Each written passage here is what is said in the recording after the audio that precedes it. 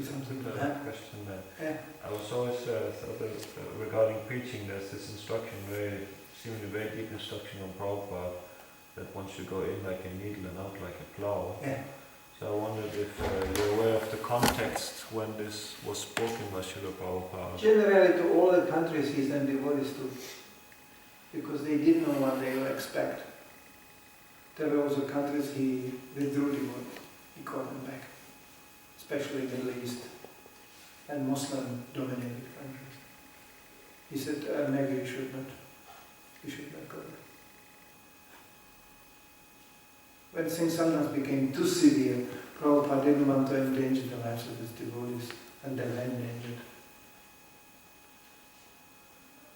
So communistic countries those days, and Muslim-dominated countries, especially Muslim-dominated countries, very dangerous. Fanatics, they just kill you. So Prabhupada said, no, we should leave it like that. But generally, he said, and we know what happens when devotees came in like a plow and came out like a needle. I remember the first devotee arriving in Moscow, even before Prabhupada. He came, arrived with dhoti and everything, in full outfit, and he went on a red square with the Mridanga. There's a photo actually existing. On a red square with the Mridanga. He was especially known for huge bead bags. He had a bead bag of this size. Wonderful devotees started preaching in so many countries, especially all Germany started basically due to his preaching. But when he arrived in Moscow, he had this big bead bag, and it was snowy, he had dhoti and dressed up like, in India. And then he had Mridanga.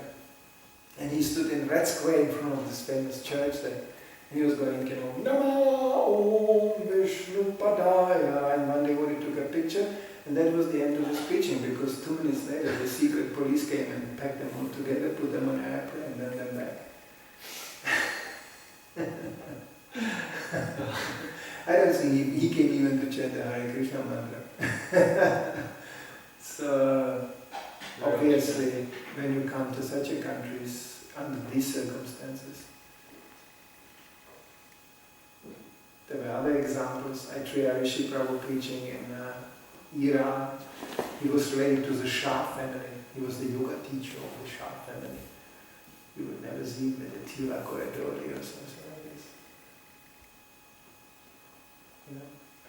So he was, it's just not fitting to that thing. So, do you see some success stories of how devotees went in like a needle and came out like a plow? Yeah. Basically, most of the time devotees have to learn the painful way. They had to. They came in like a plow and came out like a needle, and then they realized we are the needle, And then they had to start from the needle platform. And gradually, yes. All in all, when you see how Hare Krishna movement is spreading, it is spreading. It is spreading. But maybe not exactly in a way we expected. We always expected a whole army of plows driving around, plowing the countryside with Krishna consciousness. We are still very much in a needle form, but there's lots of needles. I am not the ISKCON global analyzer. That would be really. But it's much worse. This is bombastic, boasting, preaching success because the chief of the garbage company in Copenhagen got one Bhagavad Gita. This kind of big news we hear sometimes. Big preaching even happened. Now it's nice that the chief of the garbage company in Copenhagen got a Bhagavad Gita, but you don't have to publish it all over the world. There was once upon a time something called the ISKCON newsletter. It was full of this kind of news, The chief of the garbage company got Bhagavad Gita, and the biggest psychiatrist in town got also Bhagavad Gita, and it's nice, but it was like,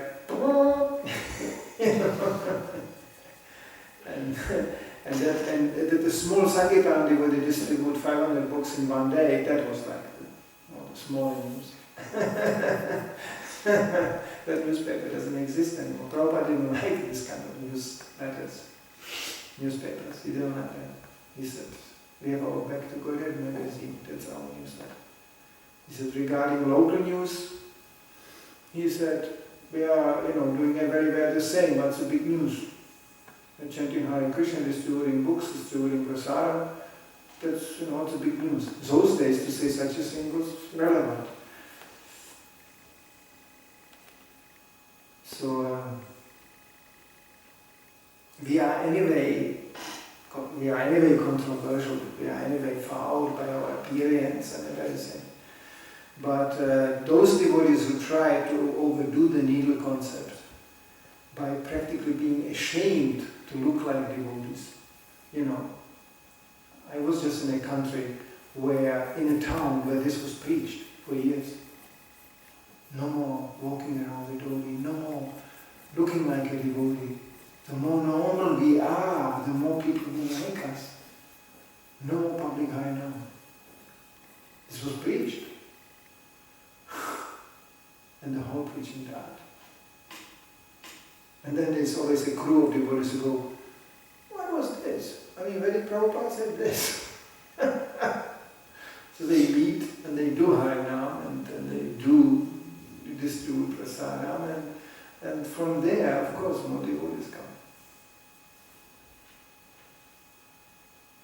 But one has to be sensitive. It's very locally, like the freedom you have to do in Copenhagen things, that's not available in all countries at all. Like there was recently one devotee going out of Croatia, going to Albania, which was in all the communistic countries, even including Russia. Albania was the worst. It was the only country where the communistic new government bulldozed down all the churches without exceptions. Just leveled them with the ground. It was so atheistic. So to go to such a country to preach, wow. But now it's like more open, more West-oriented, official communism is finished, but still it's, the same people are sitting there. So there was a big concern how this devotee, with a whole party of devotees, but like what they did, they got permissions for harinams. They didn't just went over the border and going, here we are, hey, Hare Krishna. No, they checked it out, if this is possible, that we are basically street musicians. Yes, we are practicing yoga, we are chanting the mantra, like that. Can we do that? And because they kind of humbly applied to the local management, they got the permission. And it was a fantastic success. Because people never before saw Krishna consciousness. And they were just barricading the streets. They had crowds of hundreds and hundreds of people surrounding the harinam. So if it's possible to do it like this, why not?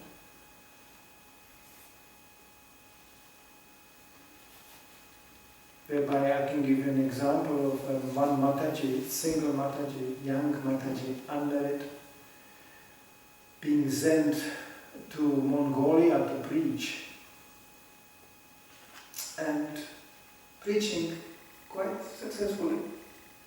But in a country where the local people told her, please never leave the city of Ulaanbaatar, the main capital city, because in a countryside, women like you are kidnapped and sold in the marketplaces to the local tribe chiefs. So to send such a Mataji for such a preaching mission is a little bit risky. Why not at least a man? They don't sell men, they sell only women. Then you can ask yourself, this can go really backfire. Things like that. So this is very individual. But Prabhupada gave the general instruction or advice, you could say. Devotees test practically the local preaching field. carefully. You know, even the preaching in England, how did this pick up? There was no even a great congregational support from the Indians. It was George Harrison who kicked this off. And Shyama-Sundara Prabhu was always affiliated with Hells Angels and pop stars. He had some kind of... He was really gifted. So he got in touch with George Harrison, and when George Harrison said, okay, Hare Krishna is nice, oh. When he gave them the big temple, oh, then Hare Krishna was something. And then the Indians came, of course. But there was a momentum in England before it happened. Prabhupada said, well, maybe we will never get a temple in England. He said, there's a letter. He said, maybe we will never get a temple in England. It doesn't matter, just keep on driving with buses around, and that's also good. Just keep on traveling and do Sankirtan. He said the same thing about Bombay, when there was so much difficulty around construction of the temple, but devotees already had that property secured. Prabhupada said, if we don't manage to put up a nice big temple here, then we should turn that place into a parking lot and just park our buses on it and travel through India with buses. Prabhupada was always plan B scenario. He had always the plan B on that. So it's not like some devotees saying that Prabhupada was going around and just jamming it in and yeah, die, go and, and get shot.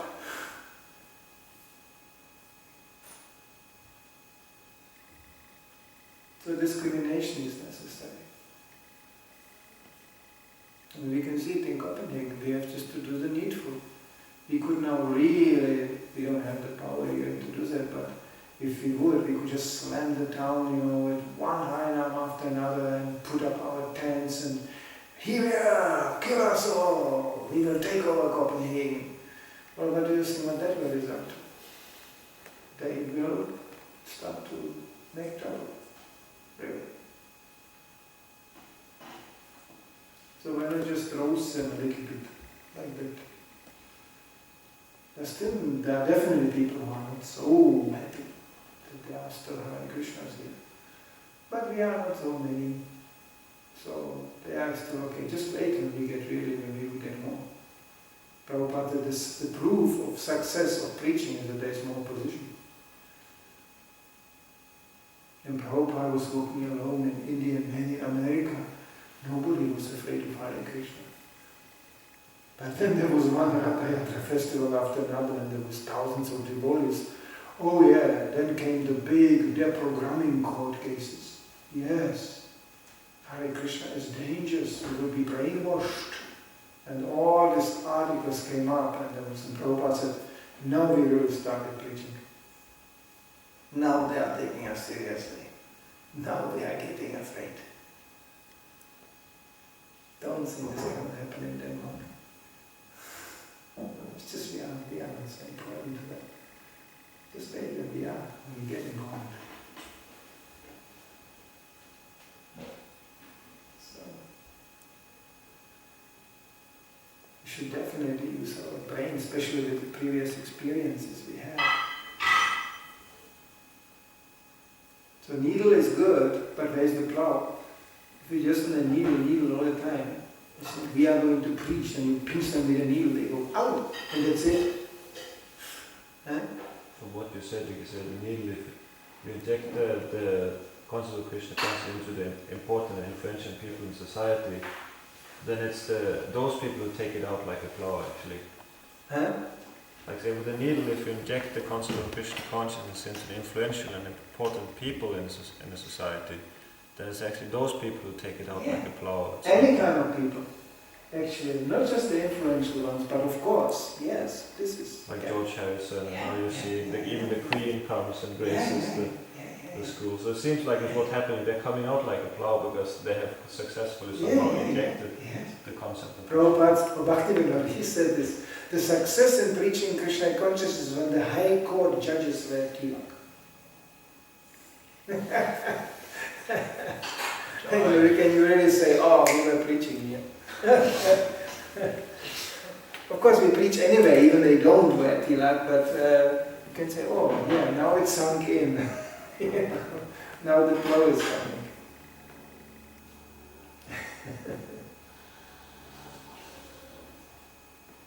So, we just keep on going. Needle or flow, the Master is saying something is happening. Krishna will not allow us to come out as a flow, as we are, embarrassment to him. Like he allowed Prabhupada to come out as a flow. Why? Because Prabhupada represented him. That's my ambassador. That's my representative.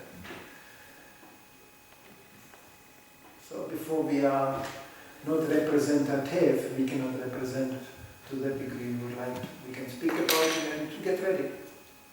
Train ourselves. And then it's up to Krishna to decide.